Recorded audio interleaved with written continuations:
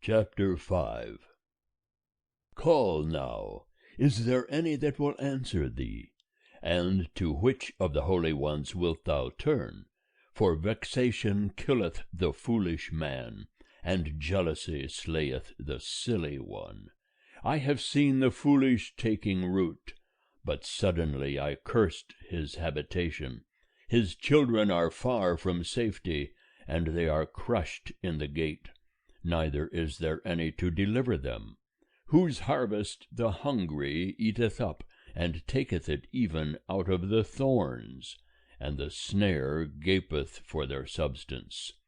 For affliction cometh not forth from the dust, neither doth trouble spring out of the ground. But man is born unto trouble, as the sparks fly upward. But as for me, I would seek unto God, and unto God would I commit my cause.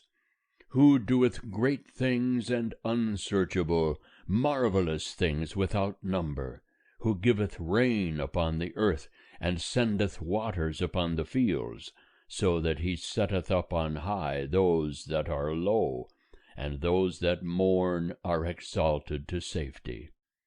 He frustrateth the devices of the crafty, so that their hands cannot perform their enterprise.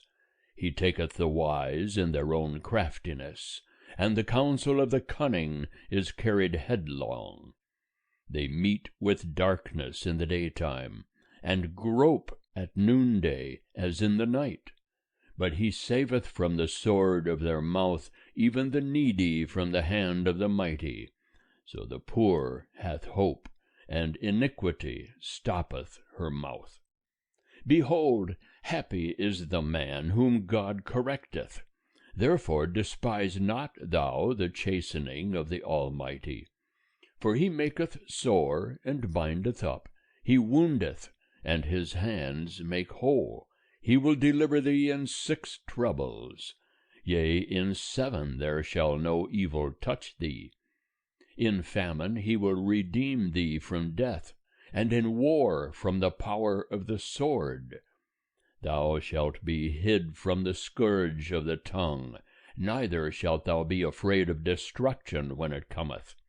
At destruction and death thou shalt laugh, neither shalt thou be afraid of the beasts of the earth.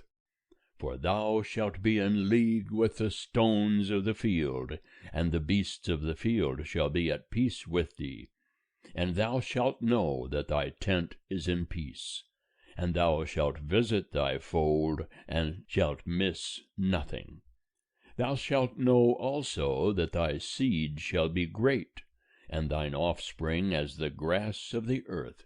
Thou shalt come to thy grave in a full age, like as a shock of grain cometh in its season. Lo this, we have searched it, so it is. Hear it, and know thou it for thy good. End of chapter 5. Chapter 6. Then Job answered and said, O that my vexation were but weighed, and all my calamity laid in the balances! For now it would be heavier than the sand of the seas.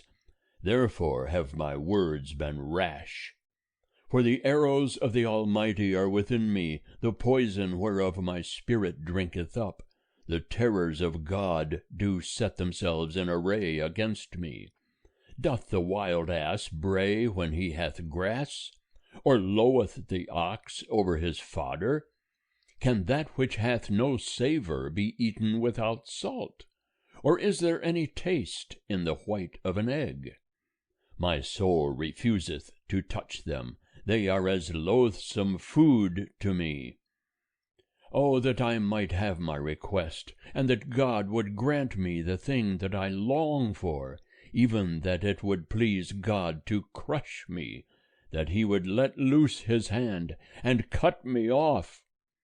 And be it still my consolation, yea, let me exult in pain that spareth not, that I have not denied the words of the Holy One. What is my strength that I should wait? And what is mine end, that I should be patient? Is my strength the strength of stones, or is my flesh of brass? Is it not that I have no help in me, and that wisdom is driven quite from me? To him that is ready to faint, kindness should be showed from his friend, even to him that forsaketh the fear of the Almighty. My brethren have dealt deceitfully as a brook, as the channel of brooks that pass away, which are black by reason of the ice, and wherein the snow hideth itself. What time they wax warm, they vanish.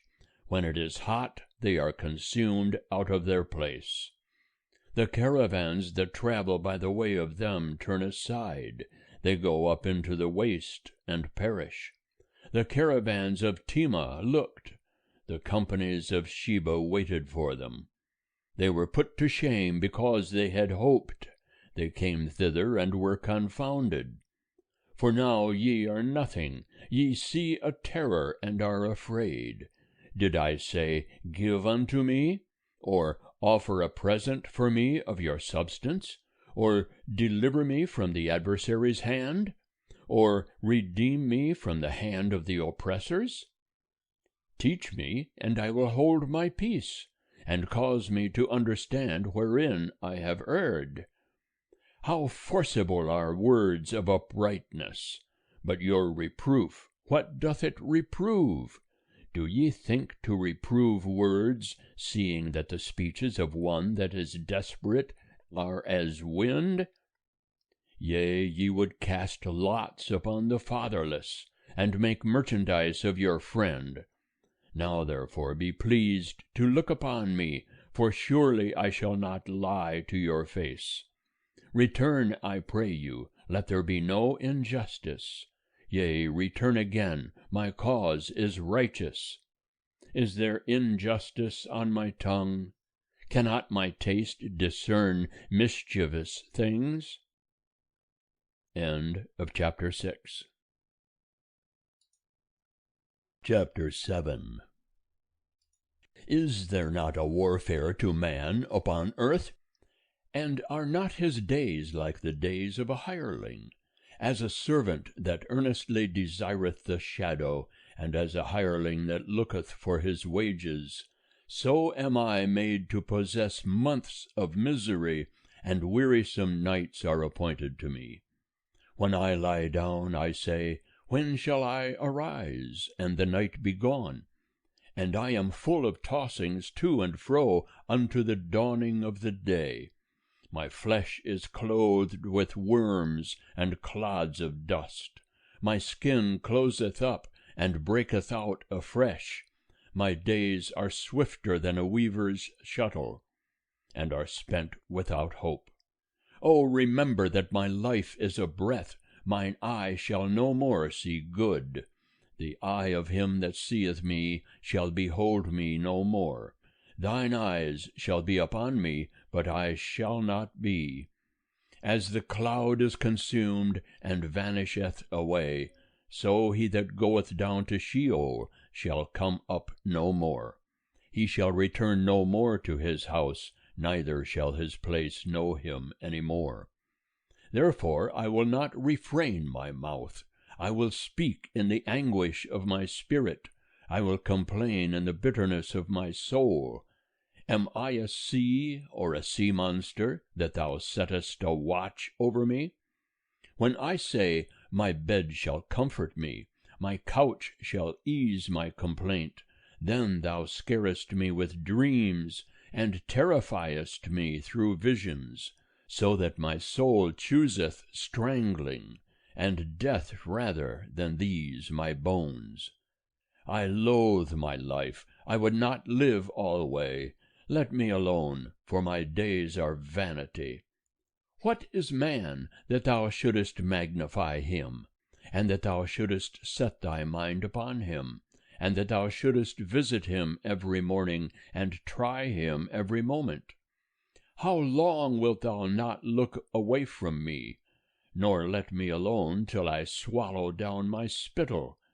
If I have sinned, what do I unto thee, O thou watcher of men? Why hast thou set me as a mark for thee, so that I am a burden to myself? And why dost thou not pardon my transgression, and take away mine iniquity? For now shall I lie down in the dust, and thou wilt seek me diligently, but I shall not be. End of chapter 7.